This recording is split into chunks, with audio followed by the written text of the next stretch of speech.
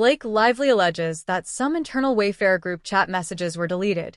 Defendant denies wrongdoing, setting up possible sanctions. In a joint letter to the court, the tension reached a new peak as allegations surfaced that messages from an internal team chat connected to Wayfarer Studios vanished into thin digital air, right when they were needed most.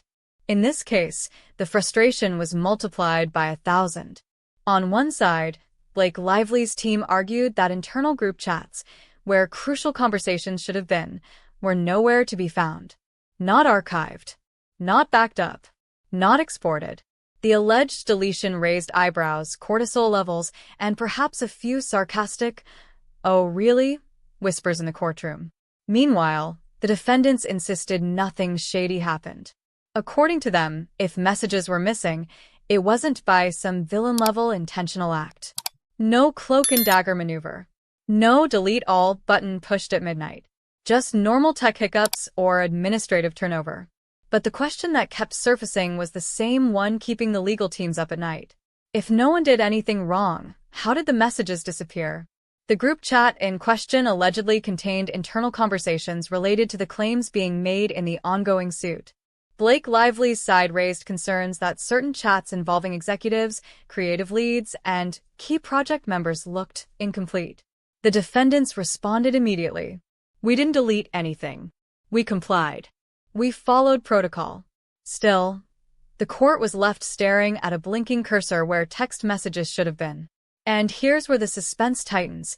The alleged gaps weren't small. They were big enough to raise the possibility of sanctions. But how does the judge decide who's right when the evidence evaporated? If you've ever tried to recover an old WhatsApp message only to find that it's no longer available, you already understand the frustration. But in a lawsuit, that frustration has legal consequences. So when Lively's team saw irregularities in the message logs, conversations missing, dates with no entries, threads cut off mid-sentence, it became more than a tech headache. It became a potential violation. The court calls this the duty to preserve. Think of it as, the moment conflict begins, your delete button becomes radioactive. So the core question becomes, were these messages deleted naturally, or were they deleted when they should have been preserved? This unanswered question is what could lead to sanctions. Is someone in trouble? The sanctions storm cloud. If the court determines that evidence was mishandled, intentionally or not, the defendants could face sanctions ranging from financial penalties to adverse inference rulings. Did the defendants have control of the messages? Were they expected to preserve them? Was deletion foreseeable? Did they ignore preservation instructions? The defendants, for their part, claim they acted properly, that the missing texts weren't their fault, and that any technological gaps aren't evidence of wrongdoing. Will the judge see it their way? Or will the missing messages be interpreted as a red flag? While legal documents don't usually read like thrillers, this joint letter came close. Between the lines, you could almost feel the "are you kidding me?" energy. Lively's team pushed for an explanation, a deeper search, more transparency. They wanted assurances that nothing was being swept under the rug. Joint letters are meant to be diplomatic. This one had sparks, and the subtext was undeniable. Both sides believe they're right. Both sides are frustrated. And both sides want the judge to see the situation from their vantage point. Further investigations into the missing messages. Possible forensic analysis of devices and servers.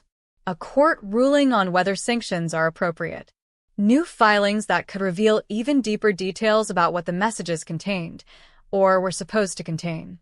This discovery dispute started as a small procedural issue and exploded into a legal cliffhanger with missing chats, dueling narratives, and the looming threat of sanctions. Blake Lively's insistence that messages were deleted raises heavy questions. The defendant's firm denial raises others. And the court? Well, they now have a digital mystery on their hands. What really happened to the group chat messages? Was it a technical accident or a strategic deletion? Is someone at risk of sanctions? Or will the defendants walk away cleared? Do you think the missing messages were an accident or intentional? Have you ever lost important messages at the worst possible moment? What would you do if you were the judge?